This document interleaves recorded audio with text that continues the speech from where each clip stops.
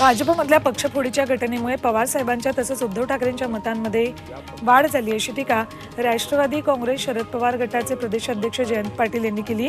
ते वर्धा लोकसभा मतदारसंघाचे उमेदवार अमर काळे यांच्या प्रचारासाठी अमरावतीमध्ये आले असताना बोलत होते।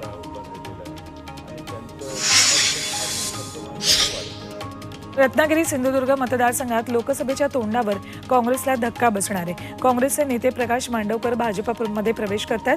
15 एप्रिलला बांधकाम मंत्री रवींद्र चव्हाण यांच्या उपस्थितीत त्यांचा पक्षप्रवेश होईल। शरद पवारांनी भाजपचे ज्येष्ठ नेते चंद्रराव तावरेंची भेट घेतली। तावरे माळेगाव सहकारी साखर कारखान्याचे माजी चेअरमन आहेत। 1997 साली चंद्रराव तावरेंनी शरद पवारांची साथ सोडली होती। त्यानंतर अजित पवार आणि तावरेंमध्ये संघर्ष झाला, मात्र त्या पवारांनी सांगलीत जाऊन चंद्रराव तावरेंची भेट घेतली।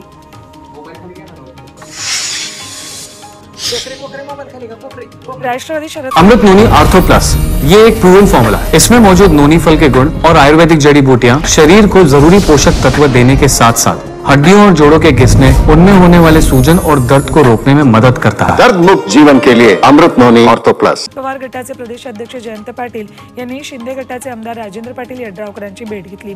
जयसिंगपूरमधल्या घरी दोघांची भेट झाली।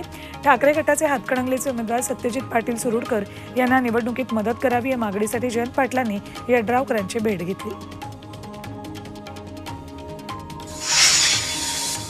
2024च्या निवडणुकीसाठी उद्या भाजप आपला जाहीरनामा प्रसिद्ध करणार आहे। जाहीरनामा प्रसिद्ध करताना भाजप अध्यक्ष जे.पी. नड्डा, गृहमंत्री अमित शहा आणि मोदीही उपस्थित राहण्याची शक्यता आहे।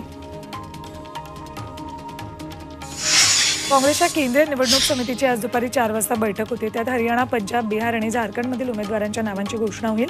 दिल्लीच्या 3 जागांवरही घोषणा होऊ शकते।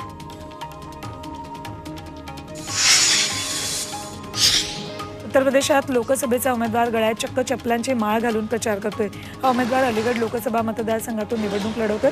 त्याचं निवडणूक चिन्ह ही चप्पल आहे। गळ्यात चपलेची माळ घालून मतं मागत फिरणारा हा उमेदवार चर्चेचा विषय ठरतोय।